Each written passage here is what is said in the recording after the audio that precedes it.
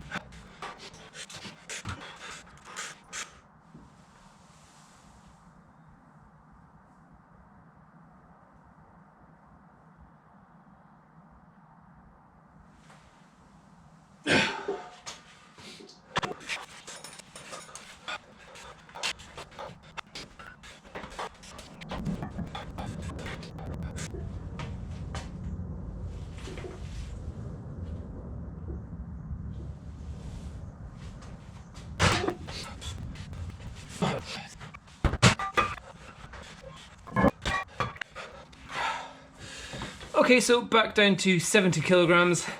Hoping to get, well, it's threes day, hoping to get more than three. Aiming for 5.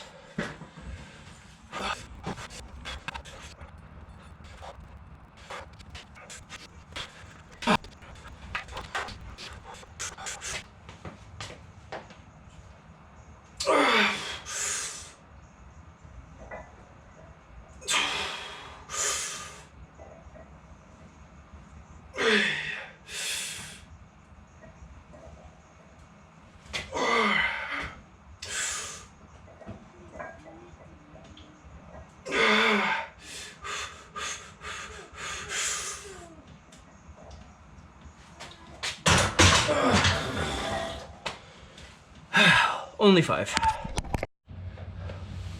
78 kilograms. Just for one, just to see how it goes.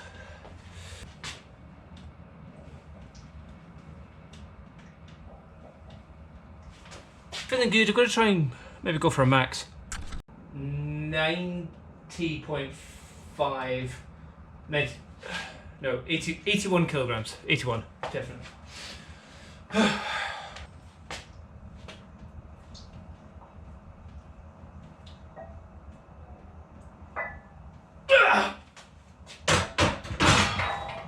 Cool.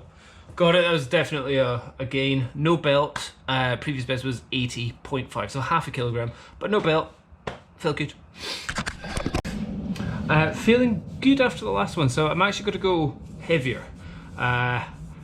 82 kilograms. Standing, strict shoulder press.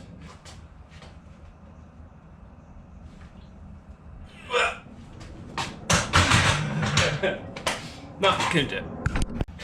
Okay, last one, max reps on 50 kilograms. Again, strict.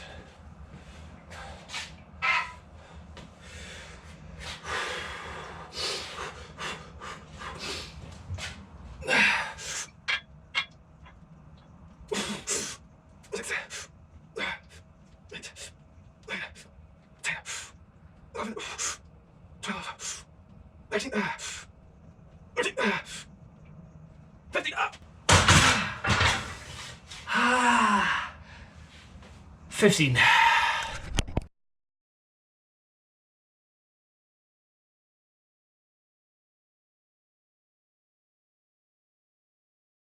Alyse Parker was one of the members of the very much vegan online community promoting veganism to her followers and all that kind of stuff. Since then, for several years, she was following a vegan diet, plant-based diet. But since then, she fell off the bandwagon. She talked about how she might have had some like brain fog issues and other things, and she fell off the vegan wagon, plant-based wagon, I should say, and went back to eating animal products, and then has gone full carnivore.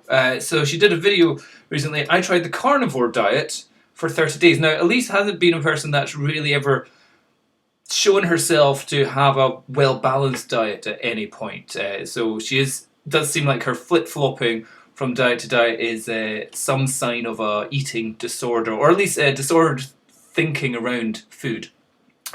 She was like raw vegan for a while. She was juicing only. She was fasting, like extended fasted, and then now she's gone from that to pure carnivore, which is the extreme other end of the diet. And not just carnivore, but like bacon as well. Look at the amount of fat in that. But again, she'll be promoting that animal fat's good for you now, even though in the past she was very much under the advice that animal fat wasn't necessarily the best for our cardiovascular system.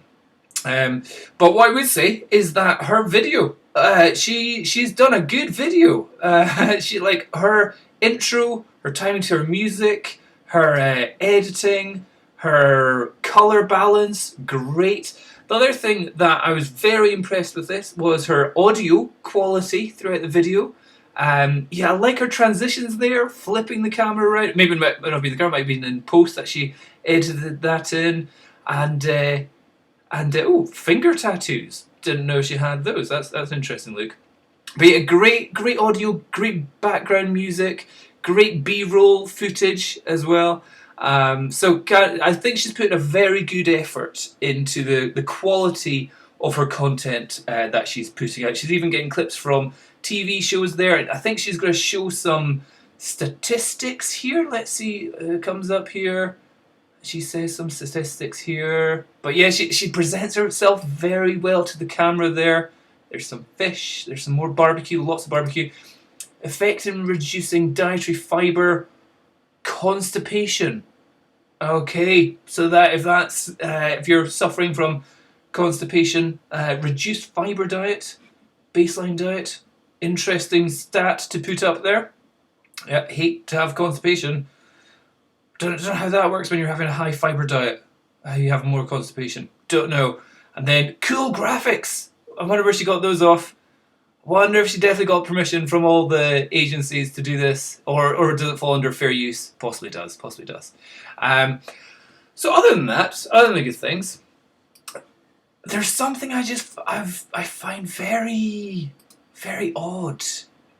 So like yeah, before she was like juicing, and she's now gone full carnivore, and promoting it to her fan club has not gone down too well. We've got 11,000 dislikes, 9,000 uplikes. So her audience were primarily from the vegan community, or they became vegan through some of her videos somehow. Somehow she's got 700,000 subscribers, which is odd because I find I tried to look through some of her stuff, and it's just really dull stuff. Like, there seems to be nothing happening in her life at all. There seems to be no kind of progression, nothing. It's like, why I don't wear a bra. It's like, ooh, what's this one? I moved house again. Ooh, bit of what's that, gloating going on there. My morning routine, I bet that's, I wake up and have lemon juice. Something, so it's a lot of clickbait. She's a bit of a vibration person. Talks about taking drugs. Again, there just seems to be no kind of purpose. I suppose a lot of content makers don't really necessarily have a purpose, but I find hers particularly vapid is the only word. What does vapid mean? Vapid is of having little substance, little meaning, little importance. She doesn't seem to be going anywhere. She seems kind of lonely as well. Like all her videos, just kind of her on her own in an empty apartment, trying to live the YouTube life. She's doing the red light therapy, brilliant. Love that one. A day in my life is like a lot of like a day in my life, day in my life. I go to the gym and I bring my shake and I do some exercise. You're like, okay, but are you actually doing anything? Are you progressing yourself in any way whatsoever? It just seems a bit weird. So when she goes, oh, I moved again. Oh, back to Hawaii. I move again. And so she's come up with some like nonsense claims of like, oh yeah, I needed to get a low mold diet because I was having brain fogs and all that stuff. She's very much fallen for a lot of woo-woo, a lot of conspiracy kind of nonsense. She seems to be somebody that is very easily led. I think she is somebody which is easily manipulated, easily led, but she's presenting it very well to an audience that like this kind of stuff. And I think the audience that like this kind of stuff are also very easily manipulated, very easily led, possibly very young, very inexperienced in terms of real life situations. So when I see somebody going from promoting a vegan diet, I kind of get the idea of like, cool, you may be doing nothing in your life, but at least you're promoting something which is beneficial for animals. You know, you're like, hey, be vegan. I have my fruit smoothie every day because I don't want to hurt animals. You're promoting a positive message. When you flip that upside down and your audience have been somebody that have been following you from veganism, to then be promoting not just a balanced, not just an omnivorous diet, but a carnivore diet, there's something odd. It's not worrying. Is it worrying? I'm not quite sure what the word is. Worrying that you are potentially influencing so many people with false information or information you may think is true, but you are promoting something which is potentially harmful to animals, potentially harmful to the land, the environment, and all that kind of stuff. And you're saying, oh, I'm going for, I think in her video she was like, I'm going for fully grass-fed, organic, no hormones, blah, blah, blah. So in other words, the most expensive meat you could buy. So you're promoting a diet which is one of the most expensive, possibly also the least, like intensive farming is the most efficient farming. Grass-fed and organic and no hormones and all that kind of stuff is possibly the least efficient form of farming, and that's why it's one of the most expensive forms of farming as well. So it's the least expandable diets out there. If you're kind of like, a lot of people say, oh, I hunt my animals. Is that great? There's 7 billion people on the planet. If we're all expected to go hunt our animals, we're going to end up shooting each other in the forests. But also that's why we've invented industrial intensive farming, because that's the most efficient, cost effective, and we can get more meat to poorer people.